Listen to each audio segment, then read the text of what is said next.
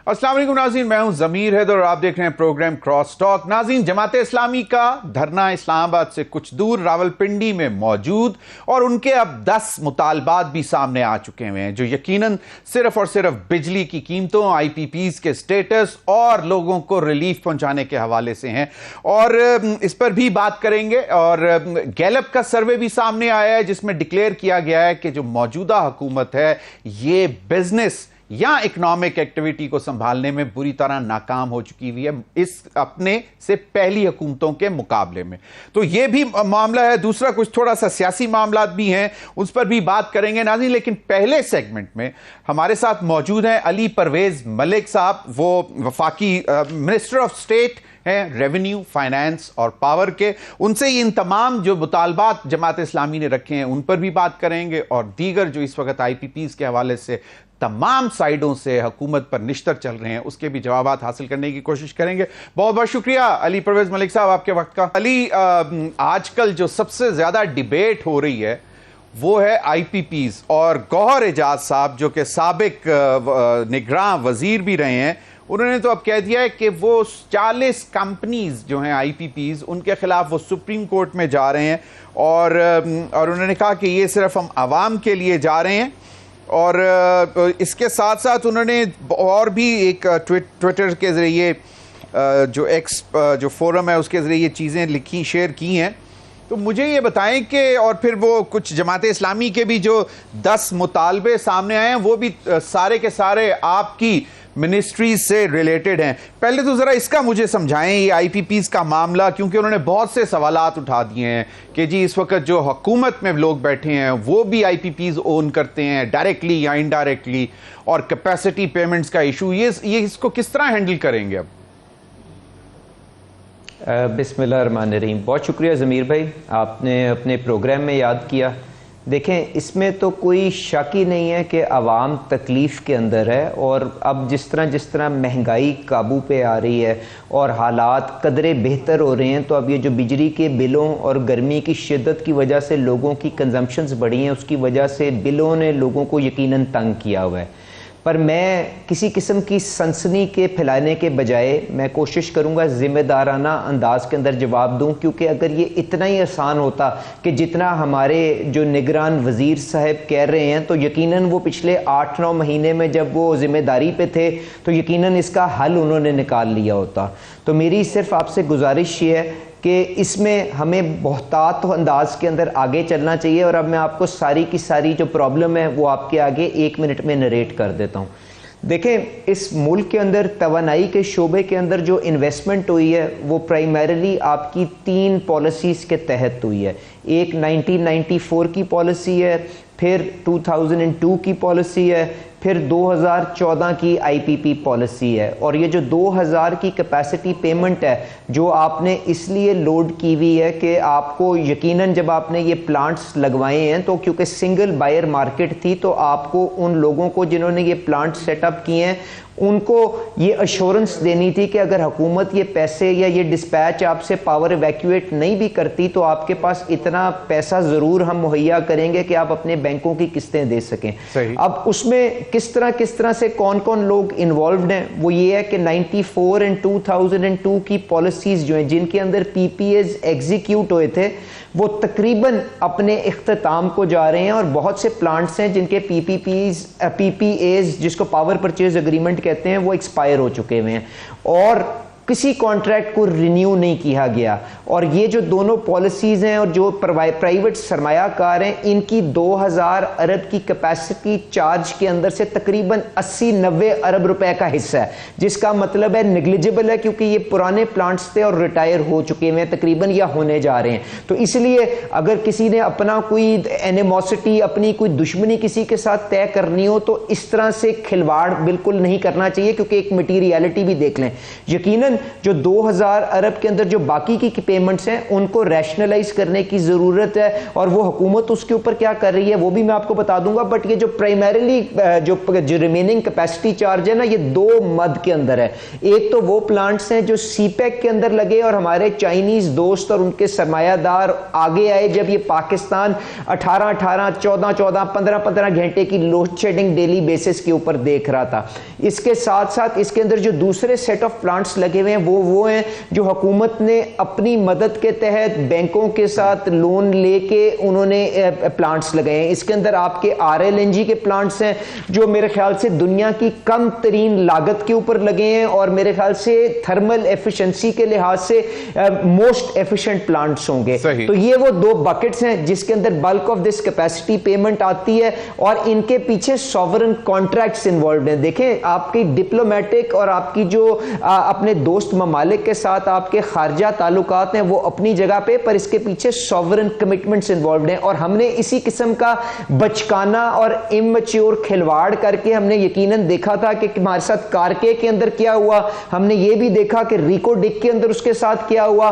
تو اس سے بہتر نہیں ہے کہ ہم اپنے منہ پہ کالک ملنے کے بجائے ان کانٹریکٹس کو بھی, جب ہم جانتے ہیں کہ انٹرنیشنل کورٹ کے اندر آربیٹریشن کی کلوزز موجود ہیں, جرمانے ہمارے پہ اوپر ہو سکتے ہیں, تو ہم اس قسم کی سنسنی پھیلانے کے بجائے وہ کام کریں جو شہباز شریف صاحب نے اپنے فائنانس منسٹر اور اپنے پاور منسٹر کے ذمہ کیا ہے, جس کی وجہ سے وہ آج بھی بیجنگ کے اندر موجود ہیں اور دوستوں کو یہ کنونس کرنے کی کوشش کر رہے ہیں کہ ان کانٹریکٹس کی جو ڈیوریشن ہے اس کو پرولونگ کر دیا جائے, کیونکہ یہ بیسکلی 20-25 سال کے منصوبے ہیں جن کا ڈیٹ 10 سال کے اوپر فرنٹ لوڈ ہوا ہے. تو اگر یہاں پہ کوئی کنسیشن آپ نے سیکھ کرنی ہے, لوگوں کی تکلیف کو کم کرنا ہے, تو اس کے 2-3 طریقے ہی ہیں نا, یا اپنے سرمایہ دار کے ساتھ مل کے اس کو کوئی ری شیڈیولنگ ری پروفائلنگ کر لیں, یا اپنی کنزمپشن کو بڑھا لیں, اپنی معیشت کو گرو کر کے, تاکہ یہ ایک ہائر بیس کے اوپر کاسٹ ڈیوائڈ ہو جائے. تو اس قسم کے رستے ہمیں ذمہ دارانہ انداز کے اندر اختیار کرنے چاہیے, اور اس قسم کی جو ہمیں یہ جو سنسنی پھیلا کے اپنی سستی شہرت کمانے کی کوئی ضرورت نہیں کرنی چاہیے. اور اس چیز کا احساس رکھتے ہوئے میں علی آپ نے صرف اتنا کہہ دوں ضمیر بھائی کہ لوگوں کی تکلیف کا ازالہ کرنے کے لیے اب شہباز صاحب نے کیا کیا. دیکھیں ایک ایسے ماحول کے اندر جب وفاقی حکومت کے پاس سود دینے کے پیسے نہیں ہیں, جب وہ صوبوں کو پیسے دے دیتے ہیں اور ان کے پاس جو پیسے بچتے ہیں, انہوں نے تقریباً 1000 ارب سے زیادہ کی سبسڈی پاور سیکٹر کے لیے رکھی ہوئی ہے. اس کے بعد جو آپ کے لائف لائن کنزیومرز ہیں, جو پروٹیکٹڈ کنزیومرز ہیں, ان کا 5 روپے اور 15 روپے کے اوپر ٹیرف فریز کیا ہوا ہے. اس کے بعد تقریباً 50 ارب روپے ایڈیشنل انہوں نے PSDP سے کاٹ کے اور آپ کے جو ڈومیسٹک کنزیومرز ہیں ان کو تحفظ دینے کی کوشش کی ہے. آپ کے ایکسپورٹروں کو کراس سبسڈی جو ان کے اوپر لوڈ ہوتی تھی وہ ڈسمینٹل کی ہے. تو مجھے بتائیں کیا اس چیز کا احساس کرتے ہوئے حکومت جو اس کے بس کے اندر کوشش نہیں کر رہی؟ تو میں گزارش کروں گا ہمیں ذمہ داری کے ساتھ اس چیز کو آگے لے کے چلنا چاہیے. بالکل صحیح, بالکل علی بالکل صحیح ہے. تو یہ جو ڈاکٹر گوہر اعجاز صاحب جو سپریم کورٹ میں لے کے جا رہے ہیں, تو آپ کی باتوں سے مجھے لگ رہا ہے this would ultimately be a misadventure. Let's see اب وہ کیا ہوتا ہے. لیکن علی ہیونگ سیڈ دیٹ کہ جو 100% لوکل اونرشپ پہ IPPs ہیں ان کو تو ٹیبل پہ بٹھا کے کچھ کنسیشنز لی جا سکتی ہیں کیپیسٹی پیمنٹس کے معاملے میں, اور پھر جو مطلب کہ جو ڈالر میں پیمنٹس ہیں ان کو روپی میں کنورٹ کیا جا سکتا ہے کہ نہیں کیا جا سکتا. مطلب آئی انڈرسٹینڈ کہ سوورن گارنٹیز اس میں بھی ہیں, لیکن اگر کوئی 100% اونرشپ لوکل پاکستانی اونرشپ ہے. جی دیکھیں ضمیر بھائی, بات یہ ہے کہ میں پہلے آسان والا جو معاملہ ہے, جو ڈالر ایکسپوجر کی آپ نے بات کی, اس کو روپوں میں کنورٹ کرنے کی بات کرتا ہوں. دیکھیں اگر آپ نے اپنی فورن کرنسی کی اپنی لائبلٹی کو سیٹل کرنا ہے تو اس کے لیے آپ کے پاس وہ فورن کرنسی اویلیبل تو ہونی چاہیے نا. کیا پاکستان کے پاس IMF کے پروگرام کے اندر جب وہ قدم IMF کے پروگرام کی طرف اٹھا رہا ہے, وہ اس لیے نہیں اٹھا رہا کہ اس کے پاس پہلے ہی ایک ڈالر کی جو کرنسی کا ایک ڈرتھ اور ایک اس کی یہاں پہ سکیرسٹی موجود ہے. تو اگر آپ نے یہ 15-20 ارب ڈالر کی لائبلٹی کو سیٹل کرنا ہے تو کہیں پہ یہ 15-20 بلین ڈالر وہ ڈاکٹر صاحب ہمیں لا کے بھی تو مہیا کر دیں نا, جس کے ذریعے ہم پے کر دیں. ادروائز ہم اس کو پرولونگ کر کے کوشش یہ کر سکتے ہیں کہ ایسی اصلاحات لائیں کہ کرنسی کے اوپر پریشر پریشر زیادہ نہ آئے which is matching the inflows and outflows of dollar on in any one year. اور اسی لیے ہم IMF کے پروگرام کے اندر جا رہے ہیں. تو پہلی بات تو یہ. اب دوسری بات کہ جو حکومت کے جو اپنے پلانٹس ہیں جس کے اندر روپے کے اندر قرضہ موجود ہے, اس کے اندر دیکھیں بات یہ ہے کہ وہ قرضہ جو ہے, مجھے بتائیں ایکوٹی جو ہے, جو حکومت اپنی ایکوٹی کے اوپر اگر ریٹرن چھوڑ بھی دے تو وہ تو 15-20% کے قریب اس کا حصہ ہے نا.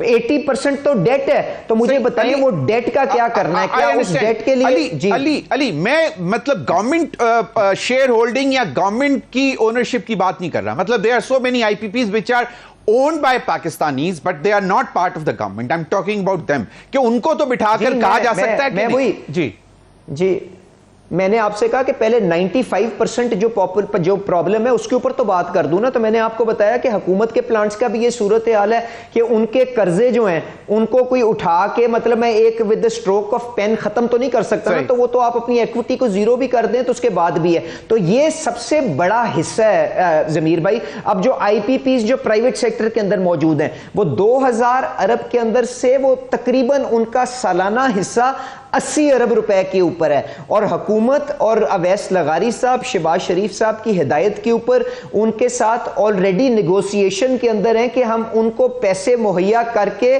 ان سے جو ان کی ریٹرن آن ایکوٹی ہے اس کو پرچیز کر لیں. اس کے لیے تقریباً 100-150 ارب درکار ہے. اس کے اوپر بھی بات ہو رہی ہے. And most of these payments جو ہیں ان کو ڈالر سے روپے میں پہلے ہی کنورٹ کر لیا گیا جب عمران خان صاحب کے دور کے اندر ان کی ایک سیٹ آف نیگوسیشن ان کے ساتھ ہوئی تھی.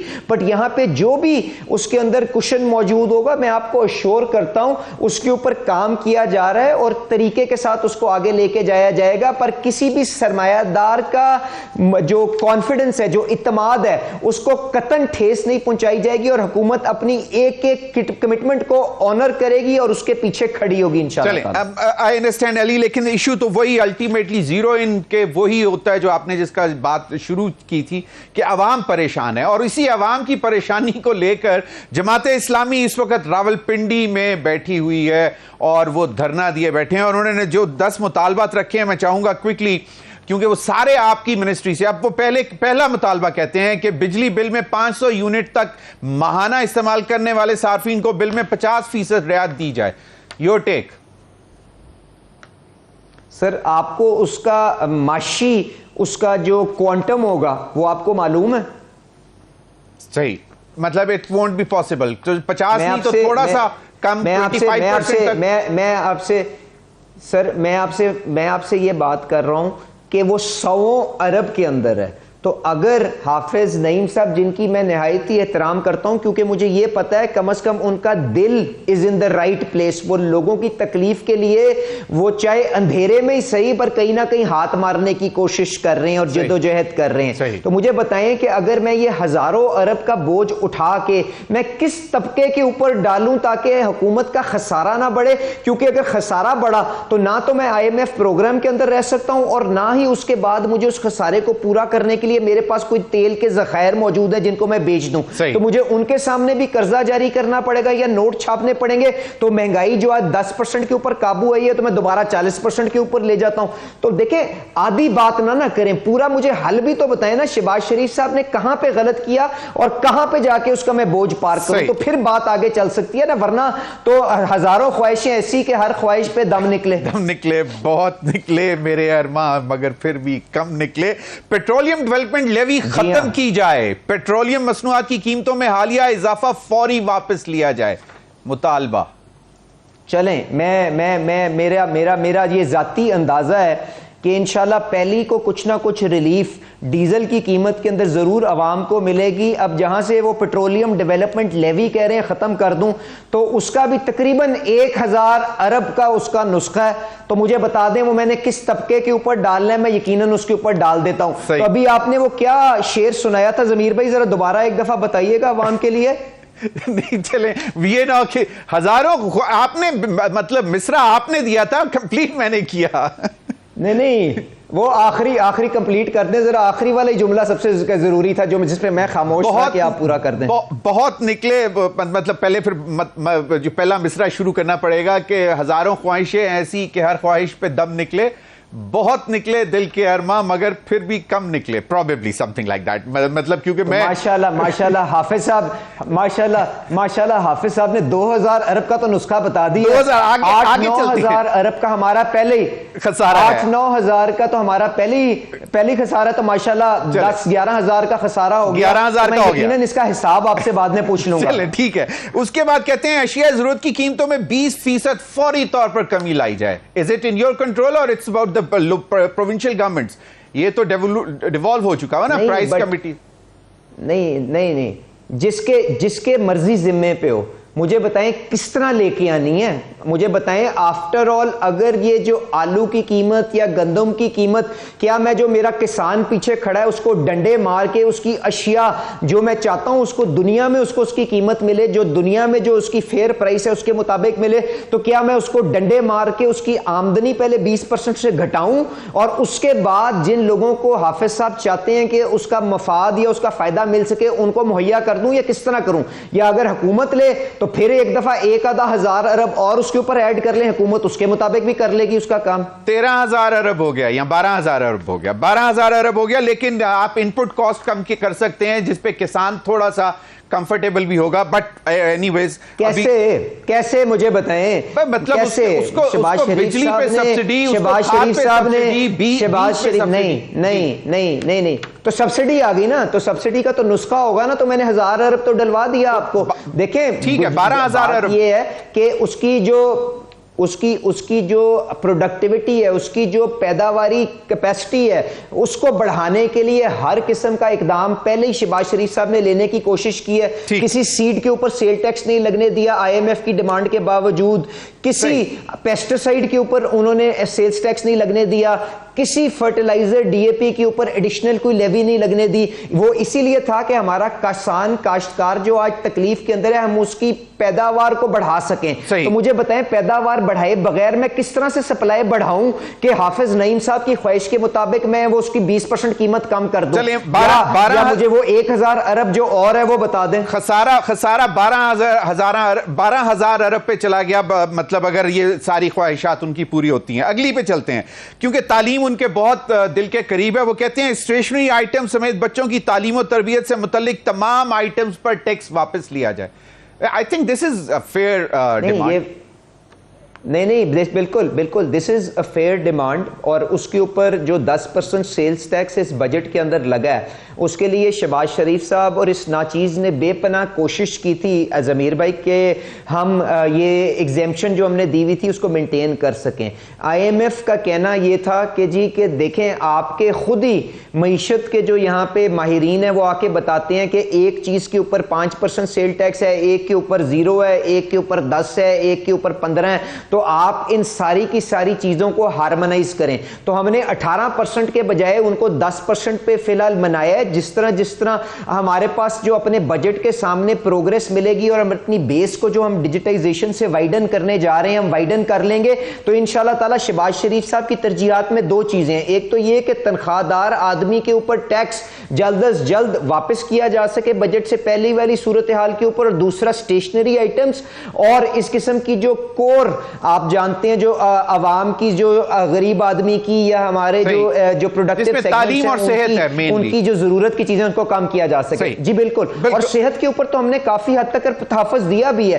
صرف یہ 10% جو سیل ٹیکس اسٹیشنری پہ پڑا ہے وہ ہم نہیں دے سکے کیونکہ اس کے اوپر ہمارے جو پارٹنرز تھے, جو ہمارے IMF جو ہمارے ساتھ شراکت داری میں جنہوں نے یہ بجٹ بنایا, انہوں نے کہا کہ یہ دیکھیں دفتروں کے اندر بھی اور کمرشل اپلیکیشن بھی ہے, پورے کا پورا اس کا اسکولوں میں استعمال نہیں ہے. تو یہ لاجک تھی, میں نے آپ کے سامنے بالکل سچائی کے سامنے پیش کر دی ہے. پر ہمارا بھی سوچ ان کے ساتھ ہے کہ ہمیں یہ بوجھ نہ ڈالنا پڑے ہم اپنی عوام کے اوپر, پر مجھے ریونیو کا سورس کوئی اور بتا دیں میں اس پہ ٹرانسفر کر دوں. بالکل صحیح. اچھا, اب وہ آپ کو اب سولوشن بھی دے رہے ہیں کہ کہاں سے آپ پیسہ نکالیں اور کہاں پہ. وہ کہتے ہیں کہ یہ اشرافیہ کی عیاشیاں عوام کے لیے ناقابل برداشت, یعنی کہ ان کو بالکل ختم کریں. غیر ترقیاتی اخراجات پر 35% کٹ لگایا جائے فوری طور پر. مطالبہ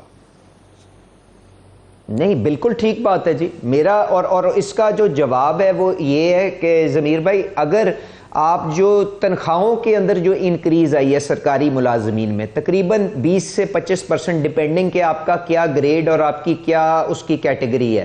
تو اگر آپ اس انکریز کی وجہ سے جو بوجھ بڑھا ہے اس کو منہا کر دیں تو میرا نہیں خیال کوئی بہت زیادہ اس کے اندر انکریز آئی ہے. پر اگر مہنگائی 40-50% ہے اور ہم نے اس کو اسی جگہ کے اوپر اسی سطح کے اوپر پچھلی سال کے اوپر مینٹین کیا تو ریل ٹرمز میں تو اس کی کاسٹ گھٹی ہے نا. پر اس کے باوجود میں ہر طرح سے یہ اگری کرتا ہوں حافظ صاحب کی بات پہ کہ ہمیں بھرپور آسٹیرٹی اور حکومت کو لیڈ بائی ایگزامپل کرنا چاہیے, اور اس کے لیے میں اپنی آواز اٹھاؤں گا. اور اسی لیے شہباز شریف صاحب وہ جو رائٹ سائزنگ کی کمیٹی جس کے اندر وزارتیں بند کرنے جا رہے ہیں, محکمے بند کرنے جا رہے ہیں, PWD ہو چکا ہے, فائنانس منسٹر ڈیلی 3 گھنٹے کی میٹنگیں کر رہے ہیں. It is an effort in that direction and I support his call. چلیں, I understand that, but there are so many perks and privileges enjoyed by the مطلب دی who's who of the country جو کہ basically آپ مطلب عوام کے tax pairs کے پیسے. شہباز شریف صاحب اور ساری کابینہ جو ہے کچھ تنخواہ نہیں لے رہی, کوئی مرات نہیں لے رہی. شہباز شریف صاحب پرائم منسٹر ہاؤس کا خرچہ اپنی جیب سے بھر رہے ہیں, اور اس کے بعد جو باقی کے سرکاری ملازمین ہیں اگر وہ وہاں پہ اپنی زندگی دے دیتے ہیں اور ان کو کوئی گاڑی یا کوئی ان کو پیٹرول ملا ہوا ہے تو وہ پرائیویٹ سیکٹر کی تنخواہوں سے بہت کم ہے. ہمیں ان کی پروڈکٹیوٹی اور ان کے فیٹ کے اوپر کام کرنا ہے, کیونکہ آفٹر آل وہ بھی لوگ ہیں جو زندہ رہنا چاہتے ہیں اور اچھی زندگی اور اچھی چیزوں کا حق رکھتے ہیں اپنی محنت کے بدولت. اور اگر ہم ان کو چوری چکاری سے منع کرنا چاہتے ہیں تو ایک جائز ان کا ملنا چاہیے حق. صحیح علی, لیکن having said that, جو اس وقت اس دفعہ جو بجٹ کی ڈیمانڈز میں جو آیا ہے وہ prime minister office, prime minister house, presidency, ان سب کے بجٹس کو بڑھایا گیا ہے. So that was the concern. اب وہ IPPs کے حوالے سے کیپیسٹی پیمنٹ وہ آپ ایڈریس کرتے ہیں. میں نے ضمیر بھائی میں نے بتاؤں اس میں تنخواہوں کا ایفیکٹ نگیٹ کر کے دیکھ لیں, وہ اتنی بڑی نہیں ہے جتنا اس کو پورٹرے کیا جا رہا ہے. اس لیے میں کہہ رہا ہوں intelligent conversation is better than just sensationalizing any issue. Okay جو ایک کوشچن اور ہے لیکن وہ آپ اس کو پہلے ایڈریس کر چکے ہیں, لیکن میں کوشچن پڑھ دیتا ہوں. میں آپ کی عدالت میں موجود ہوں, آپ جتنی دفعہ مرضی پڑھیں. علی, you have always been very kind, thank you. IPPs کے ساتھ کیپیسٹی پیمنٹ اور ڈالر میں ادائیگی کا معاہدہ ختم کیا جائے, اس کو آپ پہلے ایکسپلین کر چکے ہیں. اب آگے چلتے ہیں. زراعت اور صنعت پر ٹیکسوں کا ناجائز ناقابل برداشت بوجھ 50% کم کیا جائے. انڈائریکٹلی آپ اس کو بھی پہلے ایڈریس کر چکے ہوئے ہیں, لیکن اس پہ تھوڑا سا اگر بتا دیں کیونکہ صنعت بند ہو رہی ہے. مجھے بتائیں مجھے پہلے بتائیں زراعت کے اوپر کیا آج تک ٹیکس ہوتا تھا؟ تو کون سا زراعت کے اوپر ٹیکس کم کرنا ہے؟ یہ بھی ہے صحیح. وہ کہتے ہیں کہ وہ جو جاگیرداروں پہ ٹیکس لگایا جائے. نہیں تو یہ پہلی دفعہ شہباز شریف صاحب کی قیادت کے اندر جو آپ کے بڑے کاشتکار ہیں ان کے اوپر ٹیکس لگنے جا رہا ہے کہ نہیں جا رہا اگلے سال سے؟ آپ نے IMF فریم ورک جس کے اندر صوبوں کو اس کے اوپر کنونس کیا گیا ہے, منایا گیا اور ان کو ٹیکسیشن کی نیٹ میں لایا جا رہا ہے, جس طرح سے تنخواہ دار لوگ اور باقی لوگ آئے ہیں. Is this not a step in the right direction? میرے خیال سے تو بہت بڑا کام ہے جو آج تک 70 سال میں نہیں ہوا. اب جو آپ نے بات کی ہے وہ مینوفیکچرنگ سیکٹر کی, دیکھیں بالکل ٹھیک کہہ رہے ہیں. آپ کی معیشت کے اندر مینوفیکچرنگ سیکٹر کا حصہ تقریباً 13% کے قریب ہے, اور اس کے اوپر ٹیکس لوڈ جو ہے وہ تقریباً 55-60% ہے, جس کی وجہ سے ان کی لاگت اتنی بڑھ گئی ہے کہ وہ اب چلنے کے قابل نہیں رہے, وہ بین الاقوامی منڈی کے اندر کمپیریٹیو نہیں رہے. تو اس کو تو کم ضمیر بھائی اسی طرح کر سکتے ہیں نا کہ اگر آپ باقی کے جو شعبے ہیں ان کو ٹیکس نیٹ کے اندر لا سکیں. تو اس بجٹ کے اندر جو پہلی دفعہ کام ہوا ہے اور اس کے ساتھ ساتھ جو تاجر دوست اسکیم لائی گئی ہے, جو کاشتکاروں کو ٹیکس نیٹ کے اندر لانے کی کوشش کی گئی ہے, جو آپ کی ڈاکیومنٹیشن آف دی اکانومی کو کرنے کی کوشش کی گئی ہے. تو جب میں وائڈن کروں گا, جب میں وہ لوگ جو ٹیکس نیٹ کے اندر نہیں ہے, جو ان ٹیکسڈ ہیں یا جو جن کے اوپر ٹیکس کا بوجھ کم ہے, جب میں ان کے اوپر یہ بوجھ ڈالوں گا تو پھر ہی میں اپنے خسارے کو کم کرتے ہوئے جس سیکٹر کے اوپر سب سے زیادہ بوجھ پڑ رہا ہے انڈسٹری اور سیلریڈ, تو اس کے اوپر کم کر سکتا ہوں نا انشاءاللہ تعالی ڈیجیٹائزیشن کے ذریعے. اور جو آپ میرے خیال سے پرائم منسٹر شہباز شریف صاحب انڈیپینڈنس ڈے کے لیے جو اپنا نیریٹو اور جو اپنی سپیچ بنا رہے ہیں اور جس طرح اپنا پروگرام عوام کے آگے لے کے آئیں گے, اس کے اندر آپ کو اسی چیز کے اوپر پروگرس جو actual work on the ground نظر بھی آئے گا اور انشاءاللہ تعالیٰ آپ کو اس سے دیکھ کے خوشی بھی ہوگی. ویسے that's a very interesting thing جو آپ نے کہا کہ سیلریڈ کلاس کے اوپر ٹیکسز کو کم کیا جائے اور بجٹ سے پہلے کی طرف لے کے جائیں, یہ بڑی بات ہے. اچھا, میں ایک گیلپ پاکستان کا سروے آیا, اس میں جو انہوں نے کہا کہ more than half businesses, around 54% think the new PMLN government is worse than the previous government in managing the economy. This is the Gallup survey. دیکھیں گیلپ کا میں اب کیا کروں, مجھے بتائیں کہ آپ کی سٹاک مارکیٹ جو ایک بیرامیٹر ہوتی ہے آپ کی معاشی پرفارمنس کا, آپ کے بیرونی سرمایہ کار جو آپ کی طرف آج منہ کر کے بیٹھے ہوئے ہیں, آپ کے جو IMF جیسے جو آپ کے اچھے ادارے, انٹرنیشنل ادارے, ریٹنگ ایجنسیز, وہ پاکستان کی معیشت کے اوپر کیا لکھ رہی ہیں اس کو دیکھیں. میں گزارش یہ کر رہا ہوں کہ ہمیں یہ جو راستہ اختیار کیا ہے یہ ناگزیر تھا. اس سے پاکستان کی میکرو اکنامک سچویشن کیا سٹیبلائز ہو رہی ہے کہ نہیں ہو رہی ہے, آپ اس چیز کو بھانپیں. کیا آج آپ کے بیرونی جو آپ کے ذخائر ہیں وہ $9.5 ارب کے اوپر نہیں ہے جو چند ہفتوں کے رہ گئے تھے؟ آج کیا یہ جو ساری کی ساری آپ کی ڈالر بانڈ کے اندر جو آپ کی ریلی آ رہی ہے, جو لوگ پاکستان کا بانڈ خریدنے جا رہے ہیں, یہ کیا انڈیکیٹ کر رہی ہیں؟ میں نے تو نہیں کہا کہ یہاں پہ دودھ اور شہد کی نہریں بہنا شروع ہو گئی ہیں.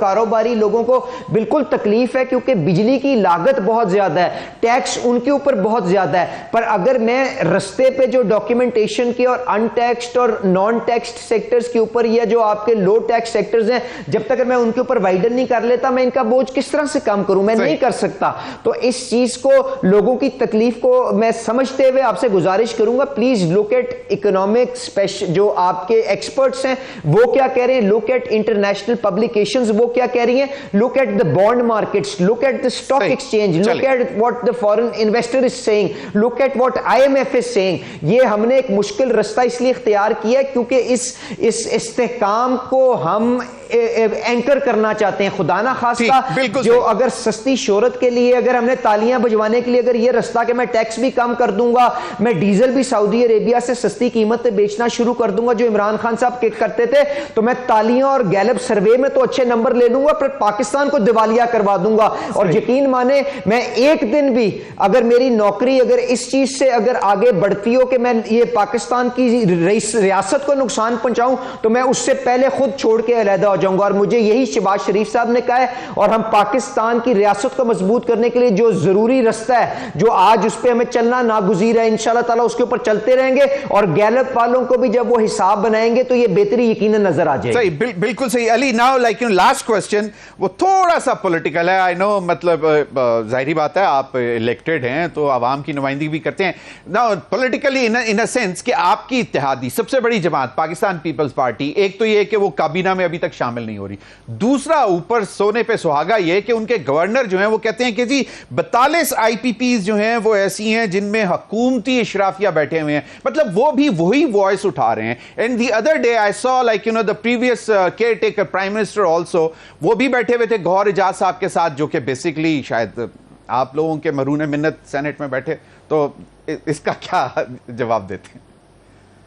دیکھیں, جو نگران حکومت کے جو عہدیدار ہیں ان کو تو میرے خیال سے زیب ہی نہیں دیتا کہ وہ اس چیز کے اوپر گفتگو کریں جب وہ 8-9 مہینے خود حکومت میں بیٹھے رہے اور انہوں نے کچھ نہ کیا ہو. تو کیونکہ یہ ایشو کوئی 9 مہینے کے بعد تو آیا نہیں ہے, تو اس لیے ان کو تو سائیڈ پہ کر لیں, اور میں نے بھرپور جواب دے دیا ہے. اب جہاں پہ پیپلز پارٹی حکومت میں نہ آنا اور گورنر صاحب کا باہر بیٹھ کے گفتگو کرنا, تو میرے خیال سے ان کو یہ گفتگو کرنے کے بجائے ان کو اپنے چیئرمین صاحب کو یہ درخواست کرنی چاہیے, اپنے پریزیڈنٹ صاحب کو یہ درخواست کرنی چاہیے کہ اپنی جماعت کو کابینہ کے اندر لے کے آئیں, جو ریاست کے مسائل ہیں ہم ان کے سامنے رکھتے ہیں, سارے معاہدے ان کے سامنے رکھتے ہیں. آفٹر آل وہ بھی تو وزیر اعظم رہ چکے ہیں نا جب یہ معاہدے وہاں پہ موجود تھے. تو آئیں مل کے اس کا جو آپ کے انٹرنیشنل قوانین اور جو آپ کی اوبلیگیشنز ہیں ان کو سامنے رکھتے ہوئے آئیں ہم مل کے اس کا فیصلہ کرتے ہیں. میں اپنی قیادت سے بات کیے بغیر آپ کے اوپر وعدہ کرتا ہوں, اگر اس میں سے لیگلی کوئی سسٹینیبل رستہ نکلتا ہوا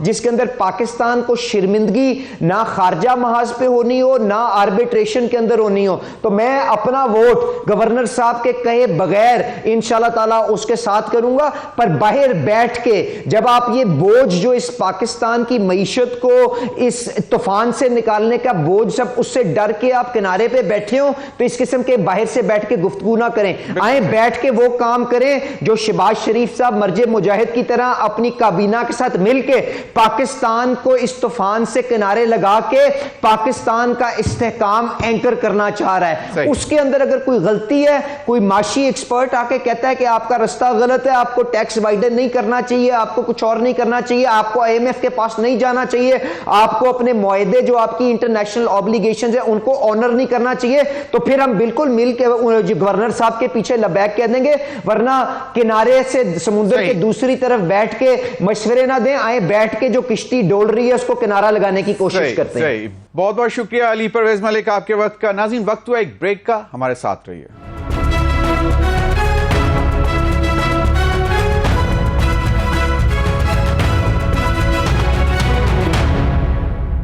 ویلکم بیک ناظرین ہمیں جوائن کیا ہے سابق امیر جماعت اسلامی سراج الحق صاحب. بہت بہت شکریہ سراج الحق صاحب آپ کے وقت کا. سراج الحق صاحب, ابھی کوئی 10 مطالبات جو ہیں جماعت اسلامی کی طرف سے ہمارے سامنے آئے ہیں, اور ہماری کچھ دیر پہلے بات ہو رہی تھی, جو وزیر مملکت ہیں انہوں نے جو ہمیں نمبرز دیے, انہوں نے کہا جی ایک ایک مطالبہ جو ہے وہ 1000 ارب روپے میں پڑے گا, اور پہلے ہی 9000 ارب روپے کا ہمارے پاس خسارہ ہے.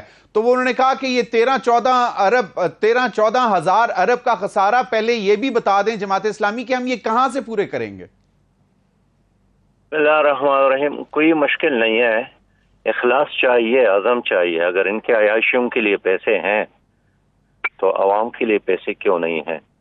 یہ تو ابھی ایک کتاب آئی ہے ڈبلیو بیکرز کی, انہوں نے لکھا ہے کہ پاکستان کی صرف 2 حکمران خاندانوں کا پیسہ جو باہر پڑا ہے وہ بھی 2 کروڑ 50 ارب سے زیادہ ہے.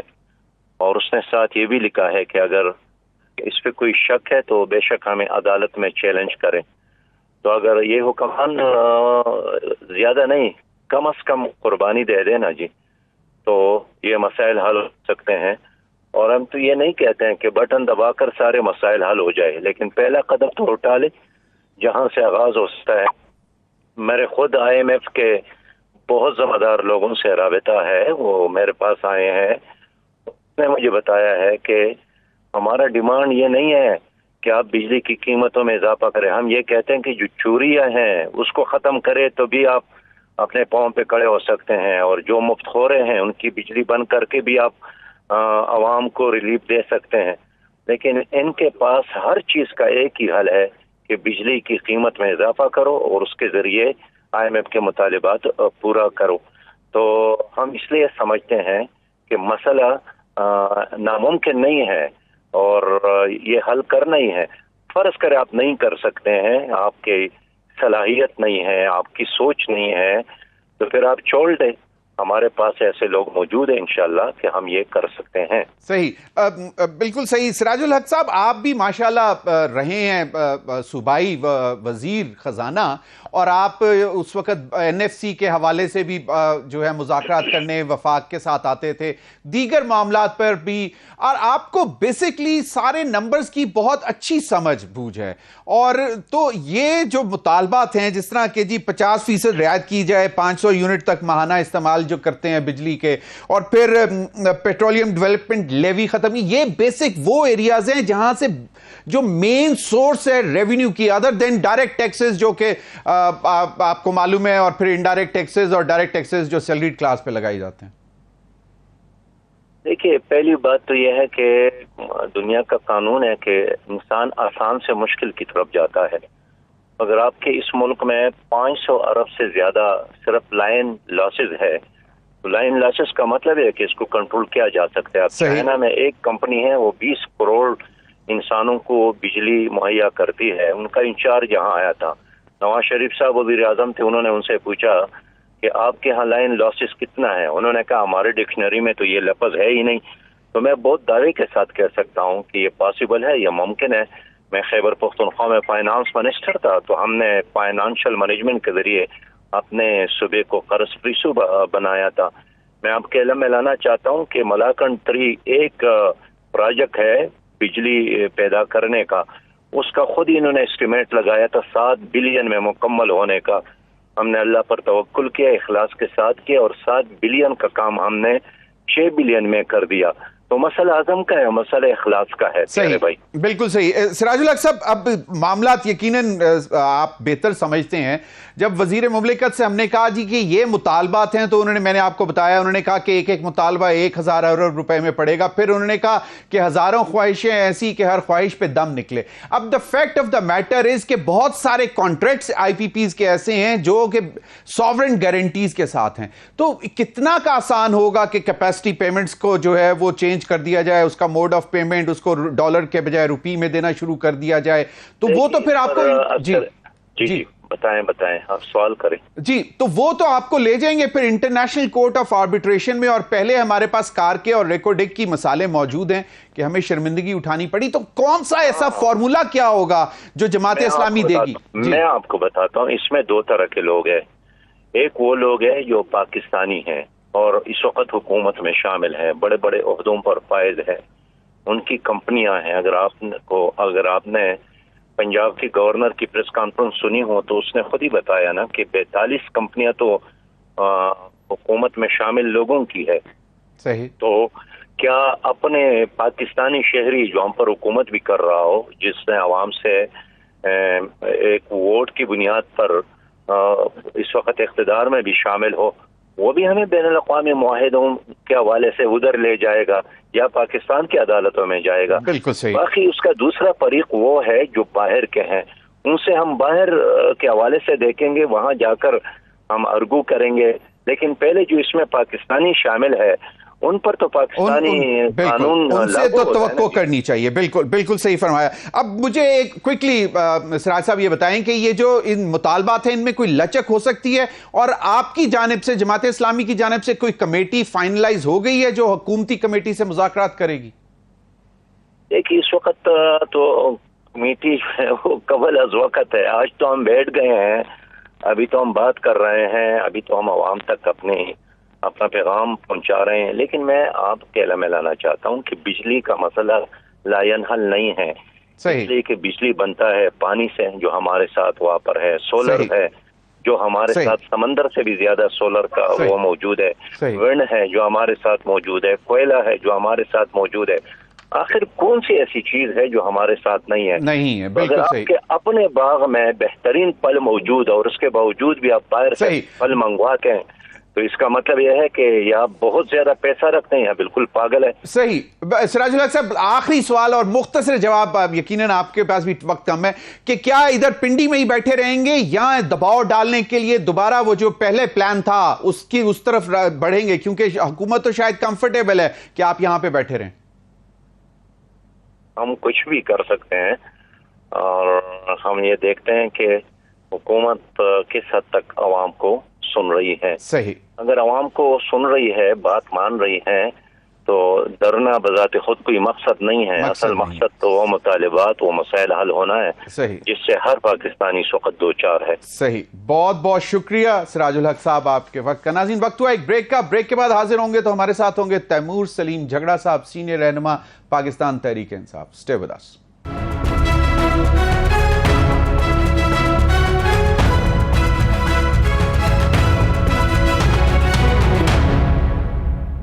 ویلکم بیک ناظرین. ہمیں جوائن کیا ہے تیمور سلیم جھگڑا صاحب, سینئر رہنما پاکستان تحریک انصاف. بہت بہت شکریہ جھگڑا صاحب آپ کے وقت کا. تیمور سلیم جھگڑا صاحب, ایک جو اس وقت صورتحال بن رہی ہے اس کا ذرا ہمیں کچھ سمجھائیں کہ ایک طرف تو پہلے لگ رہا تھا کہ شاید پی ٹی آئی نے سب جگہ توپیں کھولی ہوئی ہیں, لیکن اب ایسا لگ رہا ہے کہ شاید مفاہمت کی بات بھی کی جا سکتی ہے. جو پیغام بھجوائے جا رہے ہیں کہ جان بوجھ کر پاکستان مسلم لیگ نون جو ہے وہ پاکستان تحریک انصاف, تو یہ آپ لوگوں کو کیسے فیل ہوا کہ یہ باقاعدہ کوئی انجینئرڈ کوشش کی جا رہی ہے حکومت کی طرف سے؟ نہیں, اس میں تو کوئی شک نہیں. میں پرسنلی تو بہت ٹائم سے یہ کہہ رہا ہوں, بلکہ جس وقت میں ہم روپوش بھی تھے اس وقت میں بھی میں یہ کہہ رہا ہوں. دیکھیں, پہلی بات, جہاں پہ تلخیاں ہیں, مس انڈرسٹینڈنگز ہیں اسٹیبلشمنٹ کے درمیان اور ہمارے درمیان, وہ تو ایک فیکٹ ہے, اس کو تو ابھی ہم نہ چھپائیں. دوسری چیز, پی ٹی آئی پاکستان کی سب سے بڑی پارٹی ہے, اور جب ہم سیاست کو ایک طرف پہ رکھیں تو کوئی بھی جو پارٹی ہوتی ہے بالخصوص وہ جس کو میجورٹی آف دا پاپولیشن کی سپورٹ حاصل ہو وہ اینٹی اسٹیٹ نہیں ہوتی.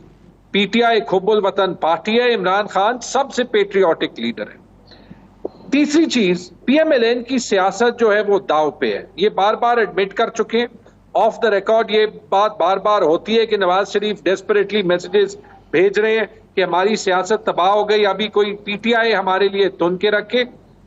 تو I am actually quite happy, اور اس کا یہ مطلب نہیں کہ ہم کسی کے ساتھ ڈیل کرنا چاہتے ہیں, اس کا یہ مطلب نہیں کہ ہم کوئی وے آؤٹ چاہتے ہیں. ہم پاکستان کے لیے وے فارورڈ چاہتے ہیں جس میں ڈیموکریٹک فورسز نے ڈیموکریٹک رول پلے کرنا ہوگا, ہر ادارے کو اپنی جگہ فٹ کرنا ہوگا, لیکن کسی نہ کسی دن تو ویسے ہی جو ہے یہ جو آئی بال ٹو آئی بال کنفرنٹیشن ہے completely unnecessary most popular party and the establishment, یہ ختم ہوگی. صحیح. بٹ آج علی گور بلوچ صاحب نے کہا کہ جناب پہلے مذاکرات کی بات کرتے ہیں اور مذاکرات کی بات کرتے ہیں, پھر جو ہے ظلم اور تشدد کرتے ہیں.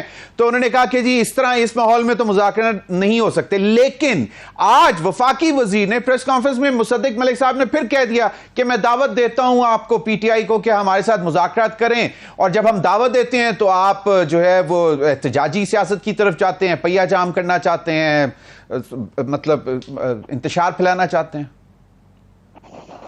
یار یہ مصدق ملک کا ویسے جو ان کا جو ڈبیٹنگ پراویس ہے وہ کافی اچھا ہے, کافی اچھی اردو بولتے ہیں اور کافی جذبات میں آ جاتے ہیں. حالانکہ ایک انرجی منسٹر کا کام پاکستان کے بجلی اور گیس اور پیٹرولیم پروڈکٹس کے نظام کو ٹھیک کرنا ہے. ان کے پاس تو جو ہے وہ پیٹرولیم ہے, لیکن چاہے بجلی ہو چاہے گیس ہو کا بڑا برا جو ہے وہ حال ہے, اور پورا ملک جو ہے وہ ایک انرجی اور ایک مہنگائی کرائسس میں مبتلا ہے.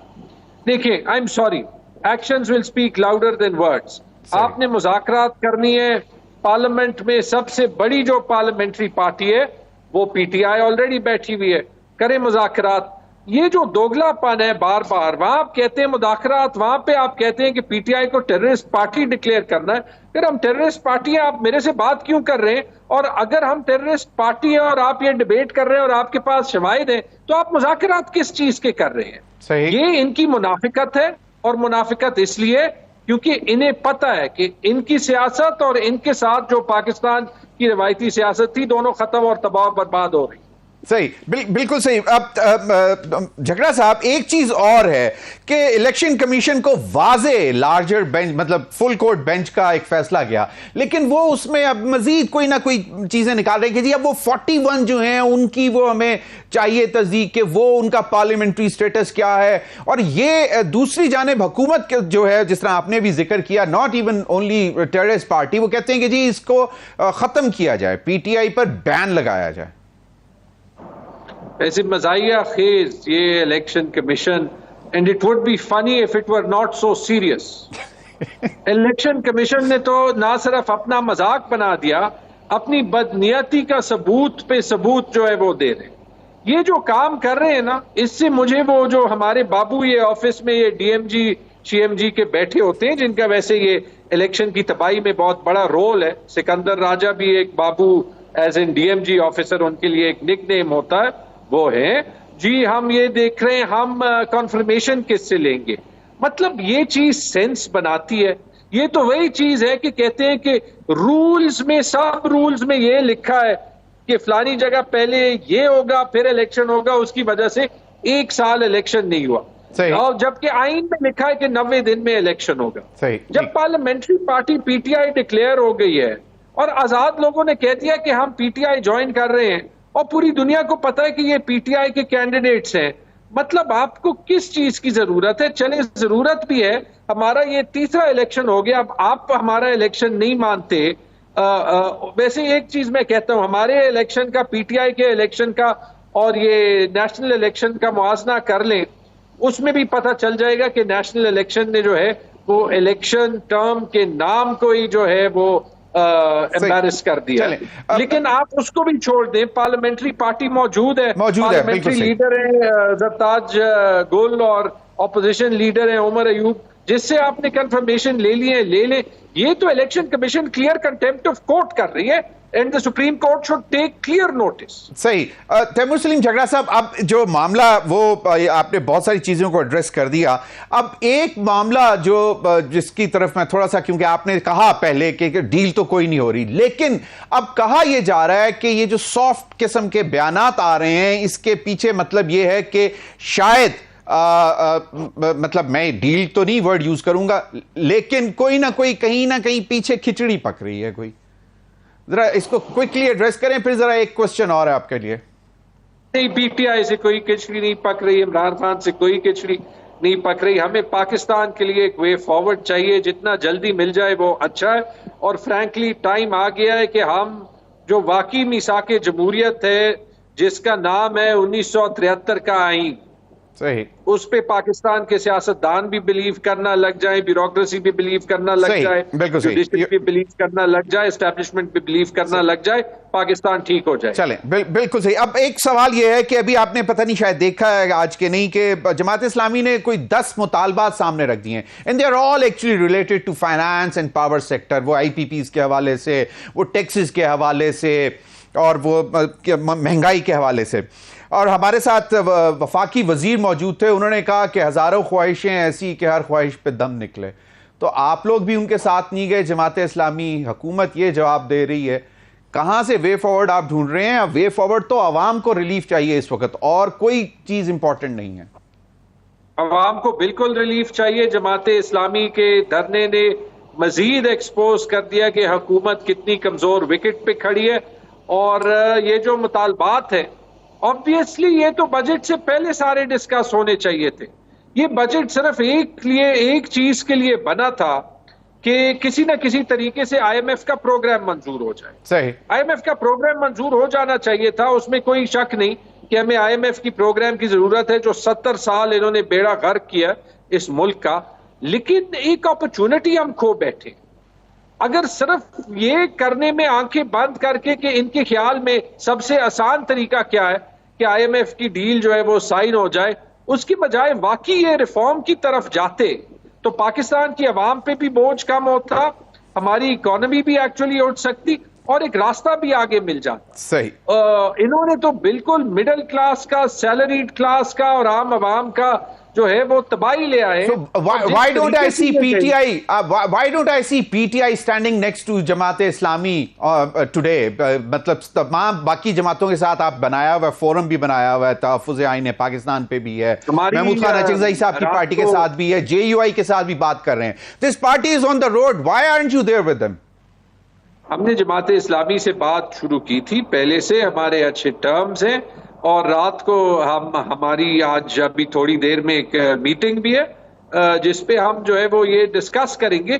अल्टीमेटली जो है वो अवाम का प्रेशर इतना ज्यादा होगा कि ये सारी फोर्सेस को जो है, जो डेमोक्रेटिक फोर्सेस है, एक साथ होना होगा। एक बात मैं कह दूं तो, क्विकली सर, जब सड़क की पावर से हुकूमत गिरेगी ना, तो दोबारा से जो है वो जो पॉपुलिस्ट सियासत है, उसमें जो एक्चुअल रिफॉर्म का काम करना है, वो दोबारा से सफर करेगा और फिर वो ब्लेम PTI पे ना लगाए। सही, ये हुकूमत ठीक है, मतलब पहले से ही, मतलब before you like I don't know if you would come into power और नॉट, बट लेकिन एक्सक्यूज पहले ही सामने आ गया। But anyways, thank you very much Taimur Salim झगड़ा, आपके वक्त चले, it's not an excuse, but किसी के पास मैजिक पॉइंट तो है नहीं कि ओवरनाइट आके कंट्रोल ले और सही सब कुछ ठीक कर दे। But anyways, thank you very much Taimur Salim झगड़ा। नाज़रीन, अब तक के लिए इतना ही, इजाजत दीजिए, अल्लाह हाफिज।